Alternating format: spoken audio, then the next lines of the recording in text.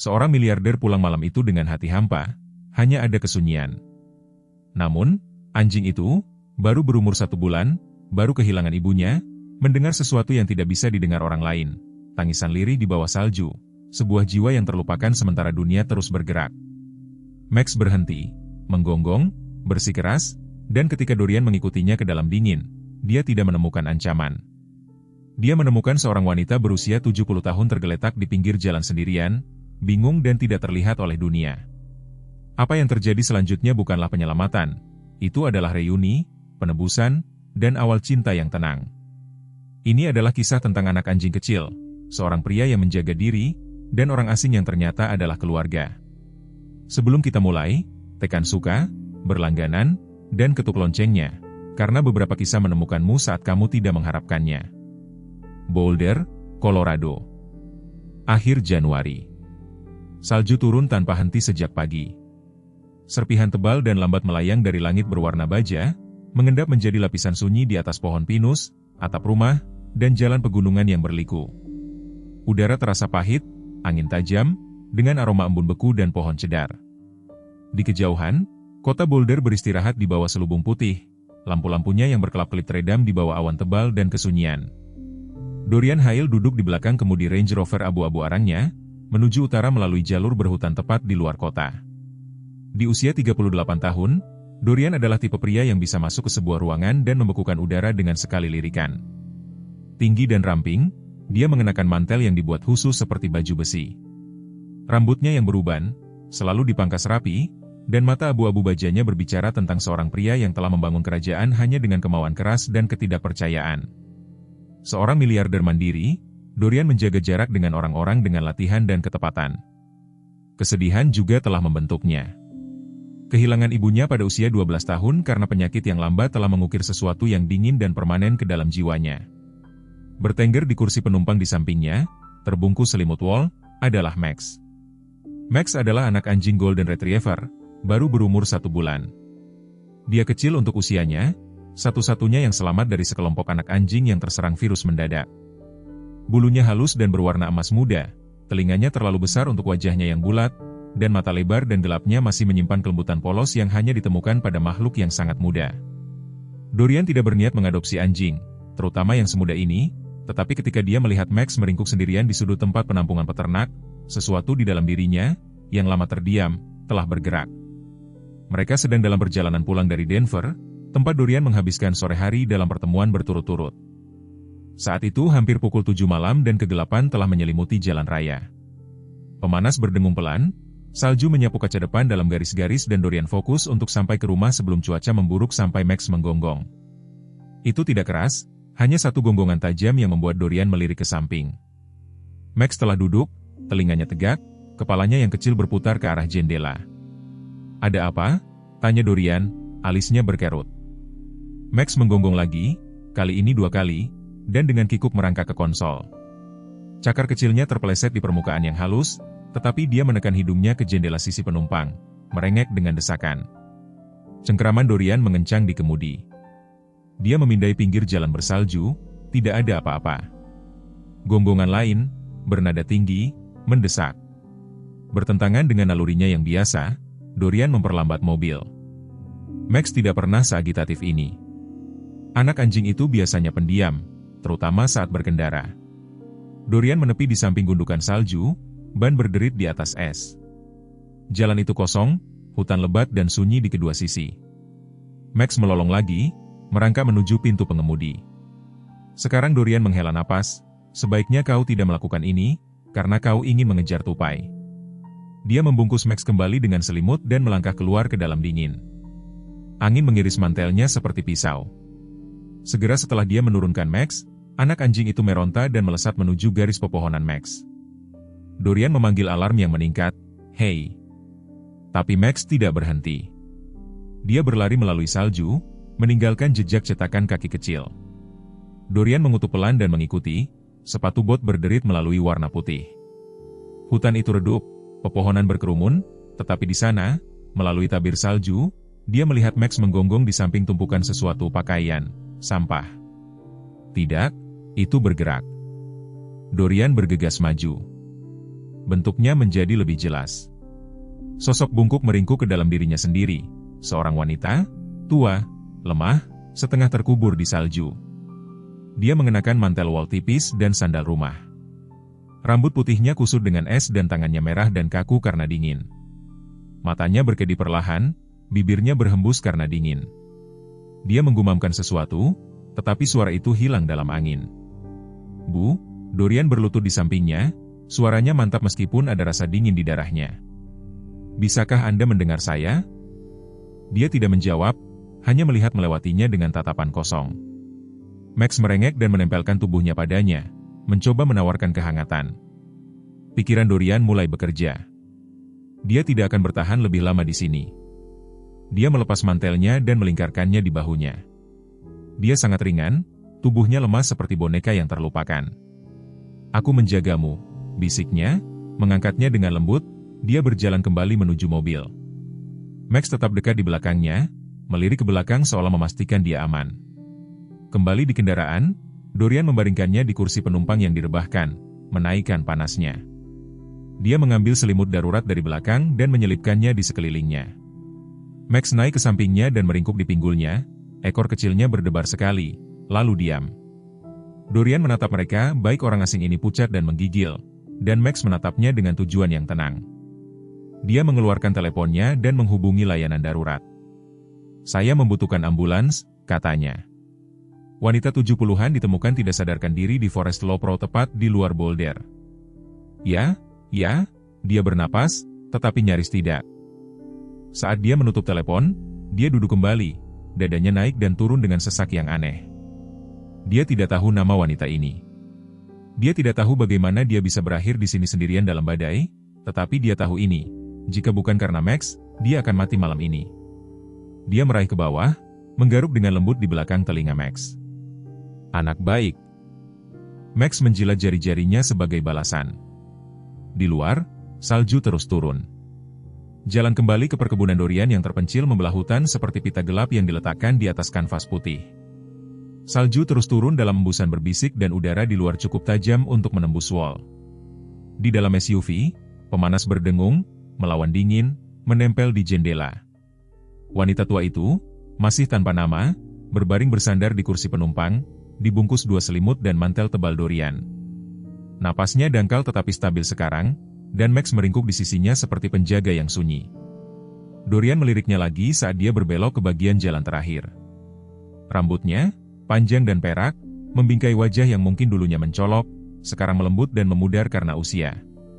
Kerutan mengukir sudut matanya yang tertutup, bibirnya sedikit terbuka dalam tidur yang gelisah. Apapun yang membawanya ke badai salju itu hilang dalam kabut pikirannya, tetapi itu masih ada dalam ketegangan samar yang masih terlihat di alisnya. Dia tidak tahu mengapa dia tidak menunggu ambulans. Operator telah berjanji bahwa itu akan tiba dalam 15 menit, tetapi Dorian merasakan urgensi yang tidak bisa dia jelaskan. Dia sudah berada di luar dalam badai untuk waktu yang tidak dia ketahui. Dia tidak bisa menghilangkan perasaan bahwa waktu itu rapuh. Gerbang propertinya terbuka dengan berderit, dipicu oleh kode senyap dari dashboardnya. Rumah besar itu menjulang di depan, sebuah struktur batu dan kayu yang terletak di lereng bukit, modern namun hangat, dibangun dengan maksud kenyamanan, tetapi lama kekurangan itu. Sebagian besar kamar gelap, lampu keamanan memancarkan cahaya pucat di atas panel kaca yang tertutup salju. Dorian, yang parkir di garasi samping, membungkus wanita itu lebih erat dengan selimut dan membawanya ke dalam rumah dengan Max berlari dengan cemas di belakang. Kehangatan interior menghantam seperti gelombang. Panas radiasi berdenyut dari papan lantai dan aroma batang pohon pinus tertinggal dari api yang menyala pagi itu. Dorian mendudukannya dengan lembut di sais berumbai di ruang kerja dan berlutut di sampingnya, memeriksa nadinya lagi. "Masih bersama kita?" gumamnya. "Nyaris tidak." Max berdiri dengan kaki belakangnya, meletakkan cakarnya dengan lembut di tepi sais. Dorian meliriknya. "Awasi dia." Dia kembali beberapa saat kemudian dengan kotak P3K, handuk hangat, dan sebotol air bersih. Saat dia menyeka pelan pelipis wanita itu dan membujuk bibirnya terbuka untuk menyesap, erangan rendah keluar dari tenggorokannya. "Bu," katanya lembut. "Bisakah Anda menyebutkan nama Anda?" Matanya terbuka perlahan, biru pucat, berawan, tidak pasti. "Apakah Anda tahu di mana Anda berada?" Dia berkedip ke langit-langit, lalu ke arahnya. Bibirnya membentuk-bentuk tanpa suara. Pandangannya beralih ke Max, yang sekarang bersandar di kakinya. "Hangat," bisiknya halus. Dorian menghela napas, "Ya, Anda aman sekarang." Sisa malam itu berlalu dengan ritme yang lambat dan hati-hati. Dorian memindahkannya ke atas ke kamar tamu, satu-satunya selain kamarnya sendiri yang selalu siap. Tempat tidurnya lembut, spray bersih, dan dindingnya memajang beberapa lukisan lama Sarah, goresan lembut ladang lavender dan langit yang lembut. Sarah telah melukisnya sebelum dia meninggal, ketika warna adalah protesnya terhadap kehidupan yang memudar. Max menolak meninggalkan sisi wanita itu. Ketika Dorian mencoba membujuknya keluar, dia hanya berputar sekali dan berbaring di sampingnya dengan mendengus dan meletakkan dagunya di atas pahanya. Dorian mengizinkannya. Dia mematikan lampu utama dan membiarkan ruangan jatuh ke dalam warna ember redup dari lampu di dekat tempat tidur. Dia sudah kembali tertidur, napasnya lebih dalam sekarang, tangannya sedikit melengkung di atas selimut. Di lorong Dorian berhenti, bersandar ke dinding. Rumah itu terlalu sunyi lagi, tetapi kali ini ada sesuatu yang berbeda. Ada kehadiran, kehidupan. Pagi berikutnya tiba dengan cahaya musim dingin yang lembut mengintip melalui jendela yang membeku. Dorian menyeduh kopi yang kuat dan berdiri tanpa alas kaki di atas ubin dapur yang dipanaskan. Max masuk dengan ekor bergoyang perlahan. Dia meregangkan tubuh, menguap, lalu duduk di kaki Dorian dengan tatapan penuh harap. "Kau tinggal sepanjang malam," gumam Dorian, berjongkok. Dia pasti membuat kesan yang cukup. Max mengibaskan ekornya dan memberikan lolongan afirmatif rendah. Dorian mengacak-acak telinganya. "Ayo periksa dia." Mereka menaiki tangga dengan tenang. Pintu kamar tamu setengah terbuka. Di dalam, wanita itu duduk bersandar di tempat tidur, mengenakan salah satu sweter rajutan lama Sarah, bahunya yang rapuh hampir hilang dalam lipatan. Dia melihat sekeliling dengan rasa ingin tahu yang malu-malu. Matanya tertuju pada Dorian. "Ini bukan kamarku." "Tidak," katanya lembut. "Anda ditemukan tadi malam di salju. Anda tidak ingat?" Dia mengerutkan kening, lalu menggelengkan kepalanya perlahan. "Tidak, hanya pepohonan, dingin, dan seekor anjing." Dorian menunjuk ke Max, yang masuk dengan gembira. Wajahnya melembut. "Ya, dia. Kita belum tahu namamu," Dorian melanjutkan, melangkah lebih dekat. "Apakah Anda ingat hal lain?" "Apa saja?" Wanita itu melihat ke pangkuannya. Jari-jarinya gemetar. "Aku tidak tahu." "Kurasa tidak." "Apakah Anda ingin saya menelepon seseorang?" "Saya tidak tahu siapa yang harus saya telepon." Dorian mengangguk, "Kalau begitu kita akan mencari tahu." "Tidak perlu terburu-buru." Dia menatapnya, lalu benar-benar menatap, pria tinggi ini dengan suara yang tenang dan mata yang lelah. "Terima kasih," katanya. Dorian menawarkan senyum tipis, "Sama-sama." Kemudian pagi itu, saat menyiapkan kamar tamu dengan lebih nyaman, Max mulai mencakar sesuatu di dekat dasar kursi berlengan. Dorian berlutut di sampingnya dan menemukan bungkusan kecil yang telah diselipkan ke dalam lapisan mantel tua yang dikenakan wanita itu. Di dalamnya ada selembar kertas yang terlipat dan usang. Di atasnya ada nama yang pudar, Juni 2009. Di sampingnya, foto yang kusut dari seorang wanita muda dengan mata yang baik dan kulit yang terbakar matahari tersenyum di depan taman yang penuh dengan lavender. Dorian menatapnya untuk waktu yang lama. Max menyentuh tangannya dengan hidungnya. "Baiklah," kata Dorian, dengan suara rendah, "sepertinya kita mungkin punya tempat untuk memulai." Dia menempatkan barang-barang itu di dalam kotak kecil dan menyelipkannya ke dalam laci di samping tempat tidur tamu. Max, puas, berputar dan menjatuhkan diri ke karpet dengan desahan. Malam itu Dorian memeriksa wanita itu sekali lagi sebelum tidur. Dia sudah tidur. Max meringkuk di sampingnya. Kotak itu tetap tak tersentuh di meja samping tempat tidur, pengingat sunyi bahwa beberapa cerita tidak hilang, hanya menunggu untuk diingat. Salju telah berhenti pada pagi hari, meninggalkan kerak lembut dan berkilauan di seluruh perbukitan. Langit boulder membentang jelas dan biru di atas pegunungan, tetapi hawa dingin tetap tajam di angin dan gema napas. Di dalam rumah besar itu, kehangatan berdengung pelan melalui dinding dan di kamar tamu. Sinar matahari mengalir di tempat tidur tempat wanita tua itu masih tidur, napasnya stabil, jari-jarinya sedikit melengkung ke dalam selimut wol. Dorian berdiri di pulau dapur, telepon menempel di telinganya. Tangannya yang lain bergerak tanpa sadar di atas kepala Max. Anak anjing itu duduk dengan setia di kakinya. Ekornya melengkung di sekitar tubuhnya. Telinganya bergerak-gerak mendengar dengungan mesin espresso yang jauh. "Ya," kata Dorian, suaranya tegas tapi tenang. "Menemukannya kemarin malam. Tidak ada ID, tidak ada tas, tidak ada tanda darurat.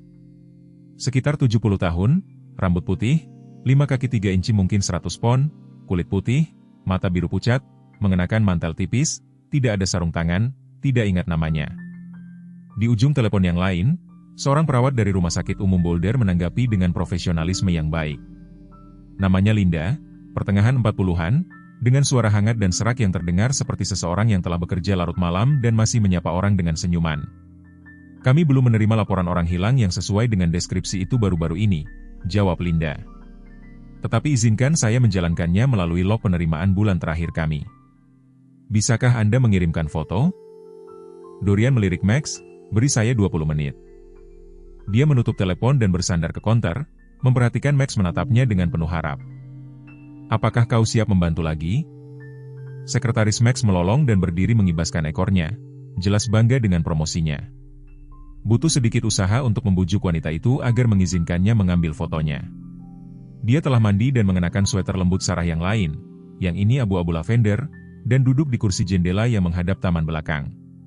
Rambutnya telah disisir dengan lembut dan dia melihat ke halaman yang tertutup salju dengan penghormatan yang jauh, seolah mencoba mengingat mengapa itu terasa familiar.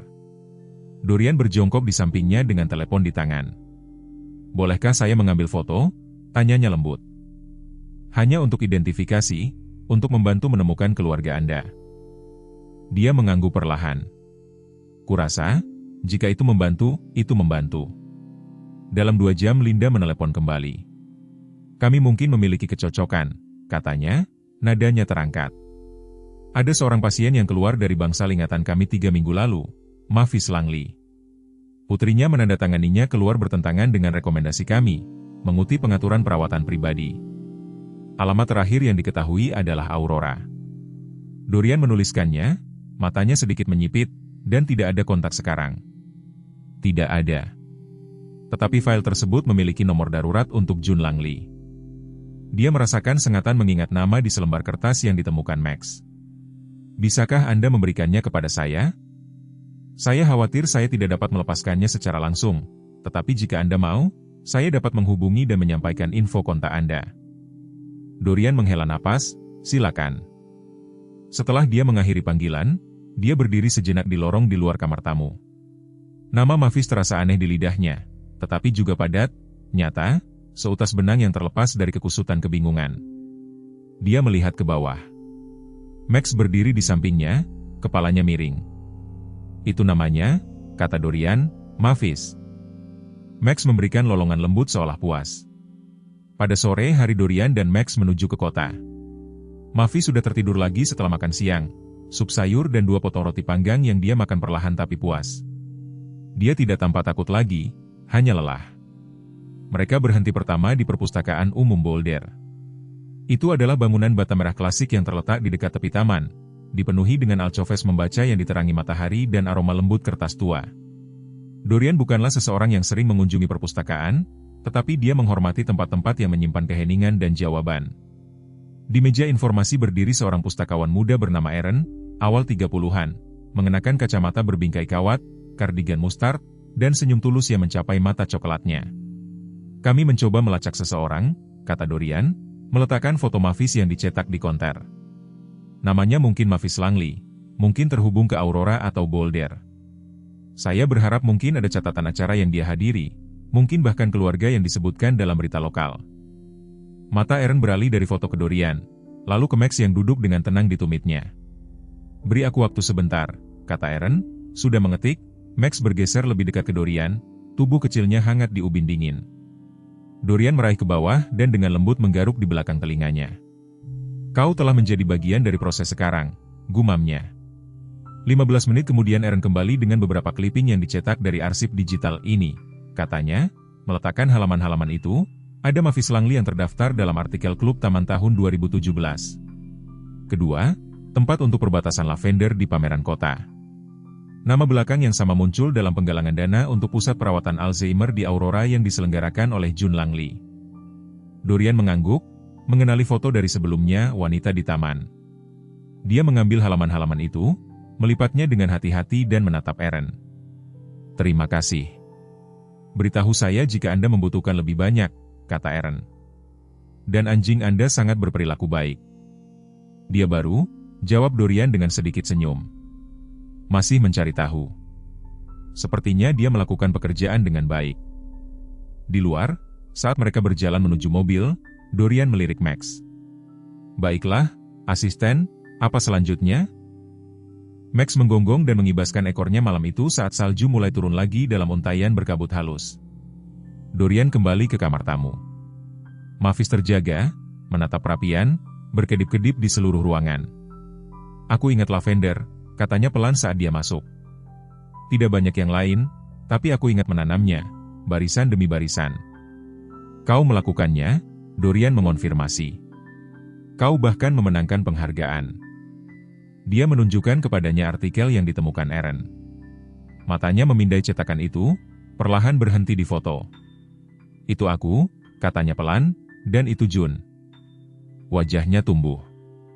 "Aku masih punya seorang putri." "Ya, kami sedang mencoba menghubunginya sekarang." Dia menatapnya saat itu, kebingungan menghilang hanya untuk sesaat. "Kau telah melakukan banyak hal untukku dan aku bahkan tidak tahu namamu." "Dorian," katanya. Dia mengulurkan tangan dan meletakkan tangannya di atas tangannya. "Terima kasih, Dorian." Max melompat di sampingnya lagi, meringkuk kelekukan lengannya. Dia mengelus bulunya dengan lembut. "Dan kau, kesatria kecilku." Dorian menghela napas perlahan. Sesuatu sedang diperbaiki dan untuk pertama kalinya sejak Sarah meninggal, dia membisikkan kata-kata itu dengan keras, setengah untuk Max, setengah untuk dirinya sendiri. "Keluargamu sekarang." Matahari sore mulai terbenam di balik pegunungan saat Dorian berdiri di tepi jalan masuk kerikil, angin berputar lembut melalui pohon-pohon pinus yang melapisi perkebunannya. Dia telah berganti menjadi sweater wol biru tua dan jeans gelap, kurang formal dari pakaiannya yang biasa, tetapi masih rapi. Mata abu-abunya memindai cakrawala, beralih antara jalan panjang dan puncak gunung di kejauhan. Max, anak anjing Golden Retriever, dengan bulu halus berwarna emas muda dan mata lebar yang penuh rasa ingin tahu, berdiri di sampingnya, ekornya bergerak-gerak dengan energi yang belum dikeluarkan. Panggilan itu masuk pagi itu, suara pelan di telepon. "Saya Jun Langley, saya diberitahu ibu saya bersama Anda."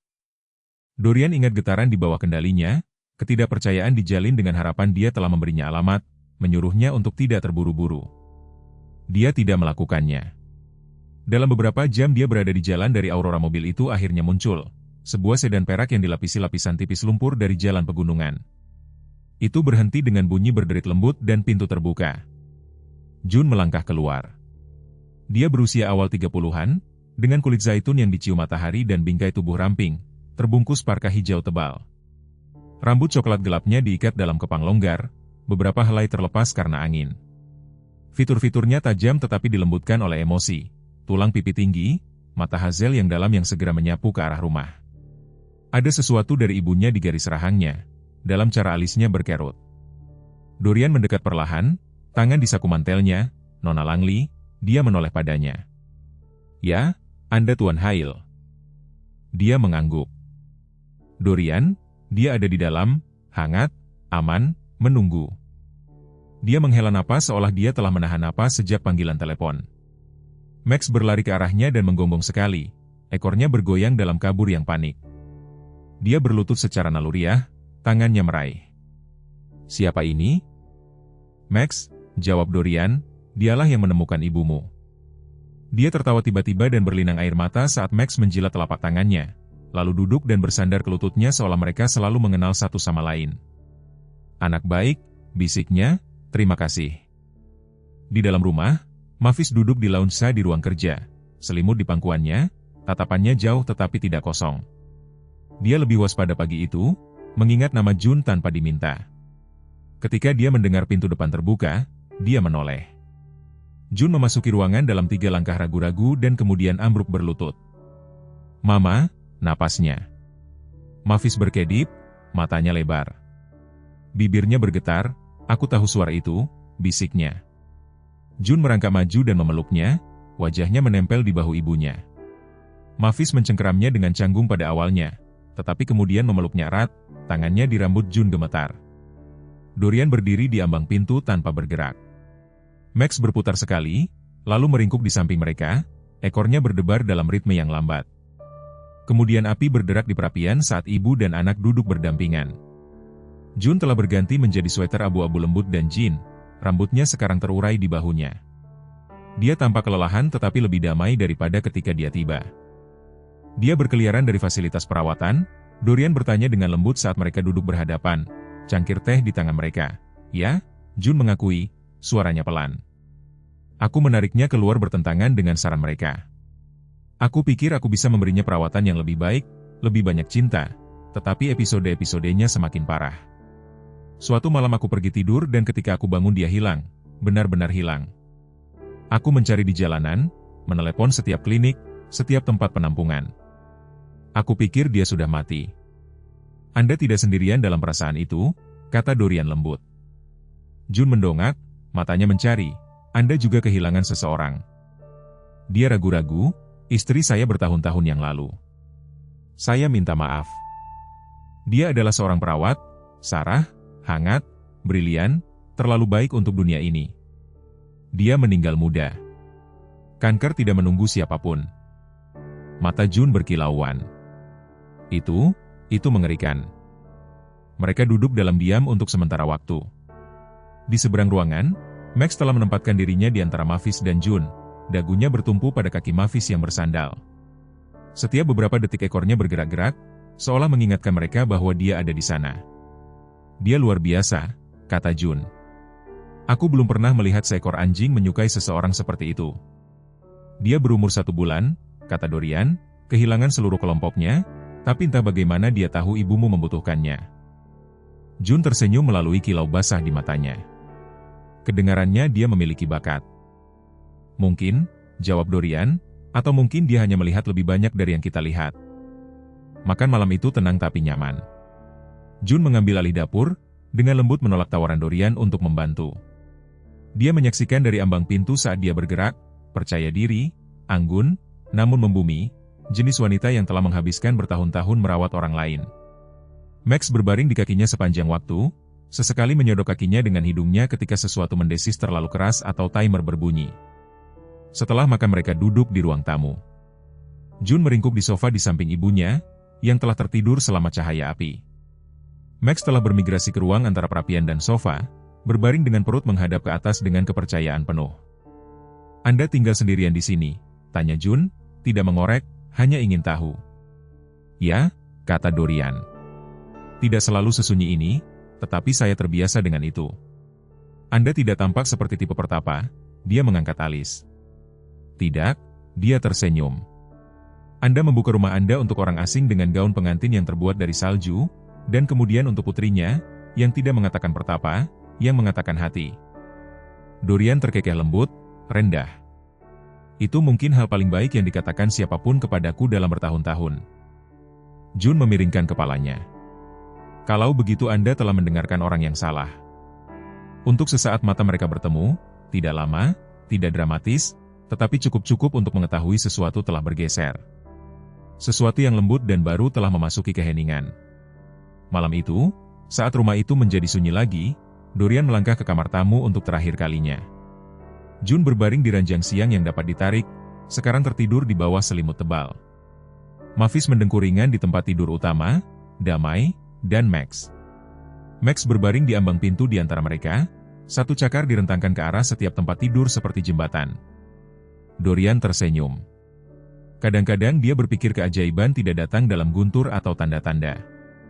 Kadang-kadang mereka datang dalam bulu, 4 cakar dan 1 gonggongan gigih di salju.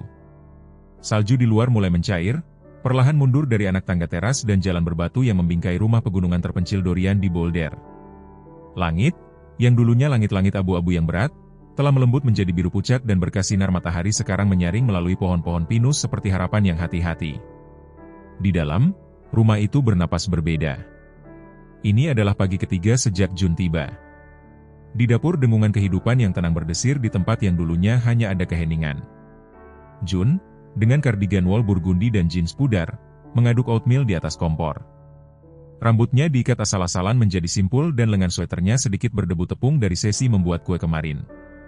Dia bergerak dengan naluri dan kehangatan, melakukan tugas-tugas kecil seperti seseorang yang menjadi bagian dari tempat itu, bukan seseorang yang baru saja tiba.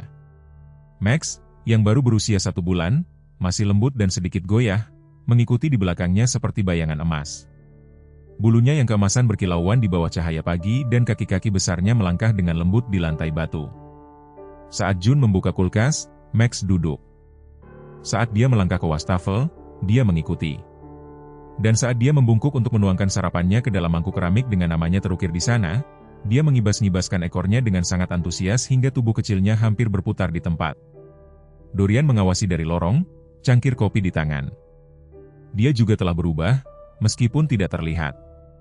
Pria yang dulu bangun sebelum fajar dan menatap kesunyian sambil minum kopi hitam kini berlama-lama di ambang pintu. Mendengarkan.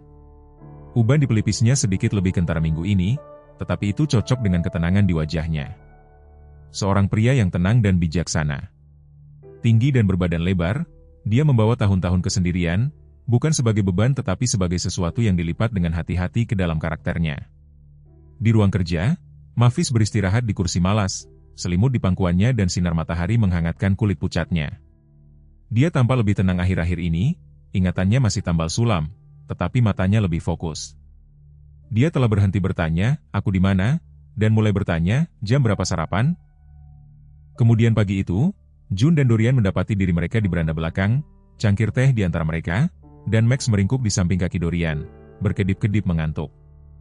"Aneh," kata Jun sambil meniup cangkirnya, betapa cepat tempat ini mulai terasa familiar. Dorian tidak segera menjawab. Dia menelusuri bibir cangkirnya, lalu melihat keluar melintasi salju yang mencair. Sudah lama tidak terasa seperti rumah. Tidak juga. Jun meliriknya. Apa yang berubah? Max, katanya sederhana. Dia tersenyum, ya, dia sesuatu. Dia datang kepadaku secara tidak sengaja, kata Dorian. Seorang teman dari California, peternak anjing pekerja, meneleponku, mengatakan bahwa seekor anak anjing telah ditinggalkan setelah induknya mati. Max adalah yang terkecil. Mereka pikir dia tidak akan berhasil, tetapi dia berhasil. Dorian mengangguk. Aku tidak berencana untuk memeliharanya, tetapi aku tidak tega memberikannya. Dia menemukanmu, Jun, kata pelan. Dan membangunkan rumah ini. Dorian bergumam, selama bertahun-tahun. Hanya ada keheningan. Setelah Sarah, dia berhenti, matanya kosong. Jun menunggu. Dia seorang perawat. Aku bertemu dengannya di rumah sakit. Tidak ada yang dramatis. Aku melukai tanganku pada pecahan kaca di acara penggalangan dana. Dia bertugas malam, membersihkan lukanya sendiri. Dia menertawakan kesombonganku dan memanggilku, perabot perusahaan. Aku mengajaknya keluar 3 kali sebelum dia berkata ya. Jun tersenyum, seperti apa dia? Cemerlang, berani. Dia mengajariku cara memperlambat. Kemudian hidup mengajariku cara berhenti. Keheningan menyelimuti mereka, tetapi tidak dengan tidak ramah. Di dalam, Mavis bergerak di kursinya dan memanggil Jun. Saat itu pecah dan dia bangkit dengan anggukan. Aku akan segera kembali. Sore itu mereka berempat berjalan-jalan di sekitar properti. Max memimpin jalan, berlari dengan ceroboh di antara bercak-bercak lumpur dan kerikil, telinganya terkulai liar dengan setiap pantulan. Jun mendorong ibunya dengan lembut di kursi roda yang dipinjam dari klinik setempat, dibungkus dengan selimut wol tebal. Dorian berjalan di samping mereka, tangannya yang bersarung tangan, sesekali menyesuaikan syal Mavis atau menunjukkan tengaran. Ini adalah Taman Timur, katanya, mengangguk ke arah sebidang tanah berpagar yang sekarang sebagian besar merupakan tanah yang membeku. Sarah dulu menanam lavender di sana. Mavis sedikit condong ke depan. Aku suka lavender. Tangan Jun mengencang di pegangan. Apakah kamu ingat taman di rumah tua, Mama? Mavis memiringkan kepalanya. Aku ingat lebah. Jun tersenyum. Itu adalah awal. Max tiba-tiba berhenti mengendus dengan ganas di sebidang tanah dekat pagar. Kemudian dia menggonggong sekali, bernada tinggi dan bersemangat, dan memasukkan hidungnya ke dalam lumpur. "Apa yang kamu temukan, nak?" tanya Dorian. Max mendorong sesuatu yang lepas. Jun meraih dan mengambilnya. Batu sungai yang halus, dicat ungu, dengan hati samar yang digambar di atasnya. Sarah punya. "Dia dulu meninggalkan ini," kata Dorian, suaranya rendah, satu di setiap tempat yang dia cintai. Mavis memutar batu itu di tangannya. "Hangat," katanya, meskipun tidak. Jun menatap Dorian dan untuk pertama kalinya dia melihat bukan seorang pria kesepian tetapi seorang pria yang pernah mencintai dengan dalam dan masih membawanya dalam segala hal yang dia sentuh malam itu. Setelah Mavis tertidur, Jun berlama-lama di dekat perapian sementara Dorian menuangkan 2 gelas anggur merah. Max, yang sudah meringkuk dalam lingkaran berbulu di samping perapian, berkedip mengantuk sebelum mendesah ke dalam kakinya. Mereka duduk dalam keheningan lagi, jenis keheningan yang terasa seperti percakapan. "Terima kasih," kata Jun akhirnya, "karena mengizinkan kami tinggal untuk semua ini. Kamu tidak perlu berterima kasih padaku, aku yang harus berterima kasih. Kamu tidak harus menerimanya atau membiarkanku masuk ke dalam hidupmu, tapi kamu melakukannya." Dorian menatapnya lama dan mantap. "Mungkin Max tahu apa yang tidak aku tahu. Dia memang mak comblang yang hebat," katanya dengan tawa lembut, seolah-olah atas isyarat. Max berguling dengan dengusan dan meregang ke arah mereka berdua, satu kaki bertumpu pada masing-masing sepatu mereka. Jun melirik ke bawah, lalu kembali ke atas. Dia benar-benar melakukan itu. "Sering. Suka berada di antara orang-orang," kata Dorian. "Mungkin dia takut kita akan melayang pergi tanpa dia." "Ya," kata Jun lembut, "aku tidak berencana untuk pergi kemanapun." Dorian tidak menjawab, tetapi dia tersenyum. Dan itu adalah jenis senyum yang telah menunggu selama bertahun-tahun untuk kembali. Langit telah berubah menjadi abu-abu kusam pagi itu. Awan tebal membentang rendah dan berat di atas boulder seperti selimut yang siap meledak.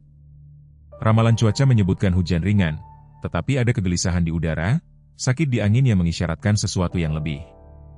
Di dalam rumah, pagi telah dimulai dengan tenang. Dorian sudah pergi untuk menjalankan persediaan cepat dan Jun berada di ruang cuci melipat handuk. Mavis, yang tampak sangat waspada sehari sebelumnya, telah ditinggalkan tertidur di ruang berjemur yang dibungkus dengan selimutnya. Max, meringkuk di dekat kakinya seperti seberkas sinar matahari yang hangat. Dirinya sendiri, anak anjing Golden Retriever kecil, sekarang berusia 5 minggu dan sedikit lebih kokoh dari sebelumnya, masih mempertahankan kelembutan anak anjingnya. Perut bulat, bulu keemasan muda, sedikit lembab dari bermain-main di pagi hari, dan mata yang selalu ingin tahu yang menangkap segalanya. Max lah yang pertama kali menyadarinya suatu saat dia tertidur di samping Mavis. Saat berikutnya dia mengangkat kepalanya, telinganya berkedut, matanya melesat ke arah kursi goyang yang sekarang sunyi, kosong. Jun mendengar gonggongannya yang tiba-tiba bergema di lorong dan bergegas masuk handuk masih di tangannya. "Max," panggilnya, alarm meningkat dalam suaranya. Anak anjing itu sudah mencakar pintu belakang, merengek tajam, ekor kaku, hidung menempel di celah. Jun membuka pintu dan melangkah keluar tepat pada waktunya untuk melihat jejak kaki samar di tanah basah yang lembut mengarah ke hutan di luar tepi timur properti. "Oh tidak, Mama." Dia bahkan tidak berhenti untuk mengenakan mantel. Dia meraih sepatunya dan mengikuti noda emas kecil Max saat dia berlari ke depan melalui pepohonan, gonggongannya sekarang lebih tajam, mengiris melalui gerimis sejuk dan stabil yang mulai turun. Hutan di belakang perkebunan Dorian tidak padat, tetapi membingungkan. Pohon-pohon pinus tinggi menjulang seperti pengamat yang diam dan jalan setapak yang berkelok-kelok, sekarang berlumpur dan licin, menjadi noda coklat bersahaja dan hijau pucat. Jun memanggil lagi dan lagi, suaranya pecah, jantung berdebar kencang. "Mama, Mama, di mana kamu?" Max tiba-tiba berhenti menggonggong dengan panik di dekat batang pohon tumbang yang tertutup lumut. Jun berlari ke arahnya dan melihat gemerisik samar di balik semak belukar. Di sana, membungkuk dan menggigil, adalah Mavis. Wanita berusia 70 tahun itu duduk meringkuk seperti anak yang ketakutan. Rambut peraknya menempel di dahinya, dengan mata hujan, liar dan jauh. Selimut wolnya basah kuyup dan menempel padanya seperti rumput laut. Dia tidak mengenali putrinya pada awalnya. Jun berlutut, tidak peduli bahwa lumpur meresap melalui celana jinnya atau bahwa napasnya tersengal-sengal. "Mama," bisiknya, air mata bercampur dengan hujan di wajahnya. "Aku di sini, tidak apa-apa." Mavis mendongak perlahan, kebingungan mereda saat matanya mencoba fokus. Dia berkedip sekali, lalu 2 kali bibirnya bergetar. Jun? Ya, Mama, ini aku. Max merengek dan menyentuh tangan Mavis dengan lembut. Jun mengulurkan tangan dan menarik ibunya ke dalam pelukan erat, menggoyangkannya dengan lembut.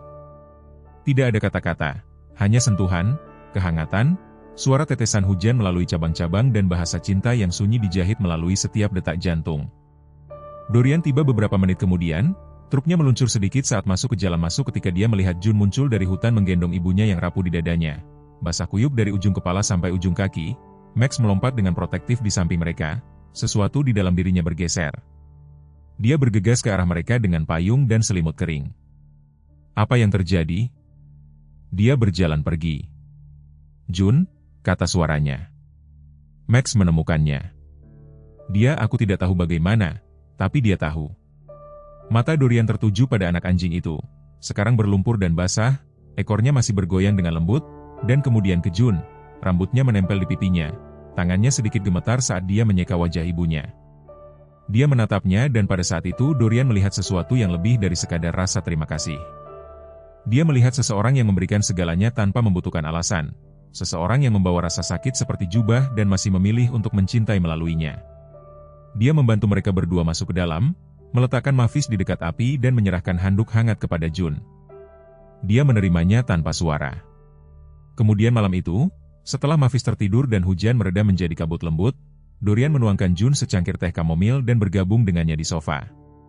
Ruangan itu remang-remang, api yang berderak memancarkan emas ke dinding kayu gelap. Jun menyesap dengan tenang.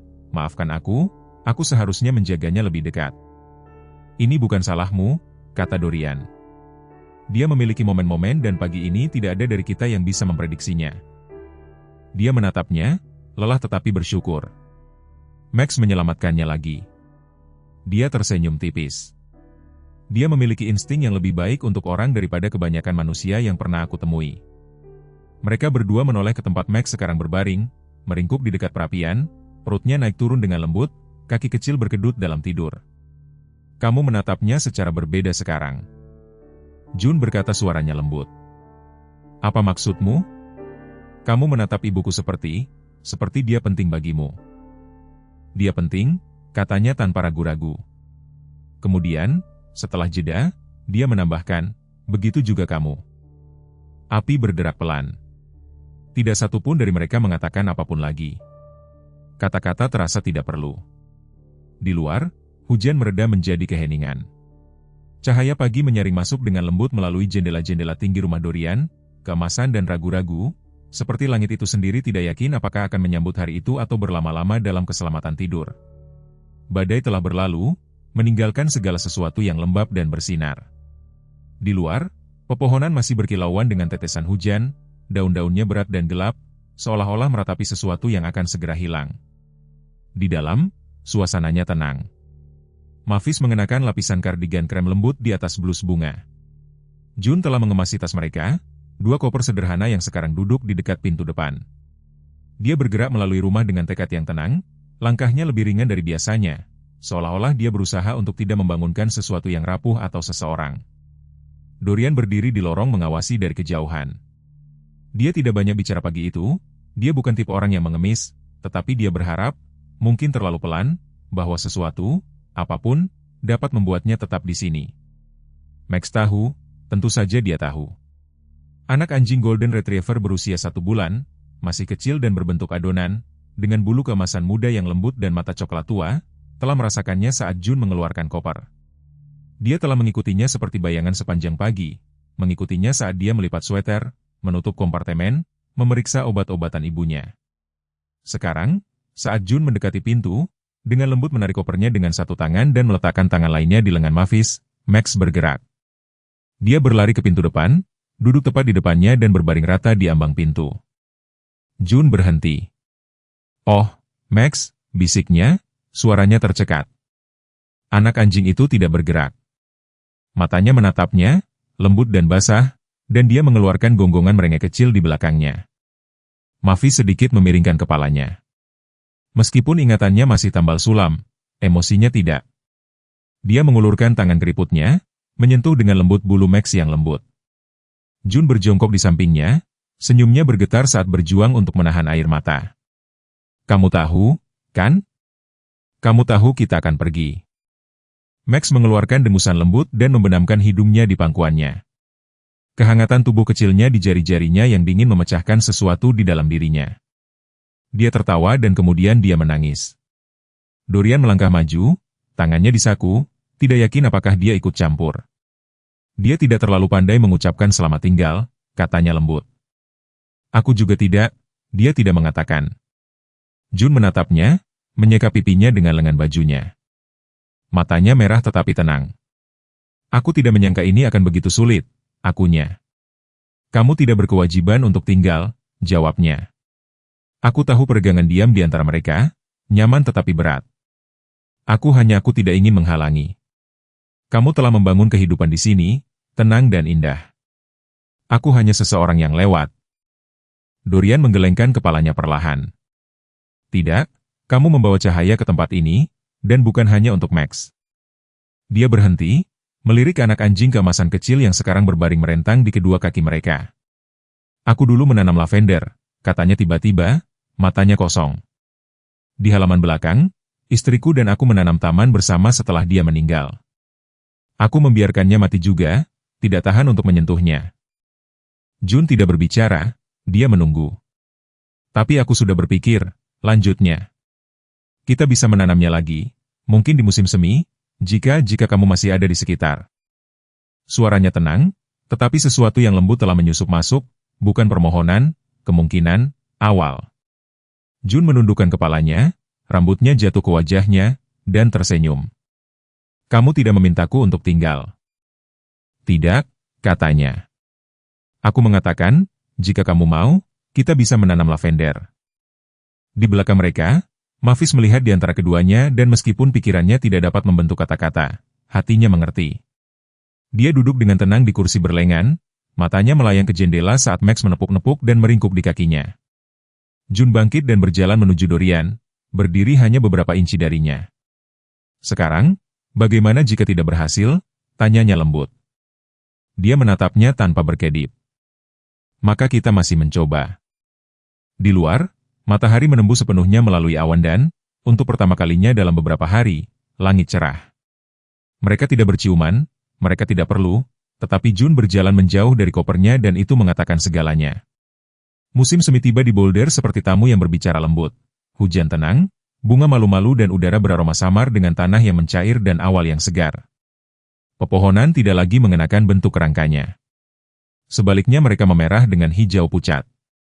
Itu adalah musim kebangkitan, dan di tepi bukit yang tenang, terletak di belakang dinding batu yang dipenuhi bunga liar, berdiri rumah yang dulunya hanya milik keheningan. Sekarang bernapas. Max bukan lagi anak anjing yang bergoyang.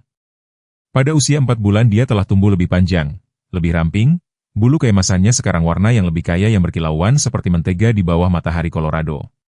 Kakinya masih sedikit terlalu besar untuk kakinya, memberikan pesona canggung yang membuat orang tersenyum kemanapun dia pergi. Telinganya terkulai, matanya lebar karena penasaran, dan dia telah mengembangkan kebiasaan menyeret kaos kaki dan handuk kecil di sekitar rumah seperti piala. Di dalam rumah besar yang dulunya steril telah berubah. Aula-aula megah yang dulunya hanya menggema dengan langkah kaki Dorian sekarang bernyanyi dengan tawa, irama percakapan, gumama lembut Jun saat dia menyirami lavender yang telah mereka tanam di mawar yang rapi di luar jendela dapur. Jun telah tinggal. Ibunya, Mavis, masih memiliki hari-hari baik dan buruk, tetapi yang baik berlangsung lebih lama. Sekarang ada kedamaian yang tenang di wajahnya yang tidak ada ketika Dorian pertama kali menemukannya di pinggir jalan bersalju itu. Pada pagi yang cerah dia suka duduk di ruang berjemur dengan Max meringkuk di kakinya membuat sketsa dengan pensil lembut dan cat air. Tangannya bergetar, tetapi goresannya pasti. Pada suatu pagi, Jun muncul dari studio membawa karya yang baru dibingkai. Dorian sedang duduk di meja dapur menyesap kopi hitam, membaca koran lokal. Dia mendongak saat Jun meletakkan bingkai itu di depannya. Itu adalah lukisan. Sebuah rumah kecil satu lantai terletak di antara bukit-bukit yang lembut. Sepasang tangan, halus dan lapuk, sedang menyebarkan benih ke sebidang tanah. Di dekat mereka berdiri seekor anak anjing keemasan, waspada dan ekornya bersinar, dikelilingi oleh lavender yang mekar. Di bawah gambar, dalam tulisan tangan Mavis yang elegan, ada kata-kata, Rumah adalah tempat kita saling menemukan. Dorian menatapnya untuk waktu yang lama. Ibumu melukis ini. Jun mengangguk. Senyumnya lembut, disentuh dengan kekaguman. Dia mengatakan dia melihatnya dalam mimpi. Malam pertama kami semua tidur di bawah atap yang sama. Dia menelusuri tepi bingkai dengan ibu jarinya. Sempurna. Dia ingin itu digantung di ruang tamu menghadap pintu depan. Max masuk ke dapur saat itu, menyeret sandal di mulutnya, lidahnya sedikit menjulur ke samping. Jun tertawa dan membungkuk untuk membelainya. Kamu setuju, kan? Anak anjing itu menggonggong setuju dan segera menjatuhkan sandal di kakinya. Kemudian sore itu mereka menanam lavender baru. Udara sejuk tapi baik, dan tanah siap. Dorian mengenakan sarung tangan berkebun, sesuatu yang belum dia lakukan selama bertahun-tahun. Jun berlutut di sampingnya, jari-jarinya kotor tetapi matanya berbinar. Mavis menyaksikan dari bangku terdekat, dibungkus dengan selendang, bersenandung pelan. Max, tentu saja, berada di tengah-tengahnya, menggali lubang yang tidak diminta siapapun dan menjadi sangat berlumpur. Di senja hari seorang tetangga mampir, Nyonya Evelyn Hartman, seorang guru piano pensiunan berusia 70-an dengan rambut putih salju dan kecerdasan yang berapi-api. Dia telah bertemu Jun selama salah satu penjualan kue amal setempat dan segera menyukainya. Nyonya Hartman membawa kue lemon dan kisah tentang kucingnya yang kabur. Dia tinggal untuk minum teh dan menawarkan Max setengah dari kue tartnya di bawah meja, mengklaim dia memiliki mata yang jujur. Kemudian, saat matahari terbenam rendah dan pegunungan berubah menjadi emas, Dorian berdiri di jendela dapur mengawasi Jun dan Mavis menyiapkan meja. Mereka tertawa tentang sesuatu yang tidak bisa dia dengar dan Max mengelilingi kaki mereka seperti satelit kegembiraan. Dia tidak tahu dia bisa merasa begitu penuh. Malam itu, ketika Jun menidurkan ibunya dan kembali ke ruang tamu, dia menemukan Dorian duduk di dekat perapian. Max tertidur dengan kepala di kaki Dorian. Dia tidak mengatakan apapun, dia hanya duduk di sampingnya dan itu sudah cukup. Terkadang, apa yang tampak seperti kebetulan hanyalah cara lembut Tuhan untuk mengingatkan kita. Tidak ada yang benar-benar terlupakan, bukan miliarder kesepian, bukan wanita tua yang mengembara, bahkan bukan anak anjing berusia 1 bulan yang baru saja kehilangan ibunya.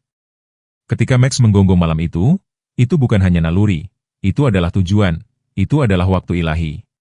Di dunia yang bergerak terlalu cepat untuk memperhatikan yang tenang, terkadang dibutuhkan suara kecil, kaki yang lembut, memori yang rapuh, doa yang dibisikkan untuk menghentikan kesibukan dan membawa orang pulang. Mungkin kamu merasa tersesat, mungkin seseorang dalam hidupmu menghilang, tetapi masih ada waktu, masih ada cinta, masih ada rahmat. Jika cerita ini menyentuh hatimu, jangan gulir pergi. Bagikan dengan seseorang yang percaya pada kesempatan kedua, komentari amin. Jika kamu percaya Tuhan mempertemukan jiwa yang tepat pada waktu yang tepat, dan jika kamu belum melakukannya, berlangganan dan bergabunglah dengan kami, karena setiap minggu kami menceritakan kisah-kisah yang menyembuhkan. Semoga Tuhan memberkati kamu dan orang yang kamu cintai hari ini dan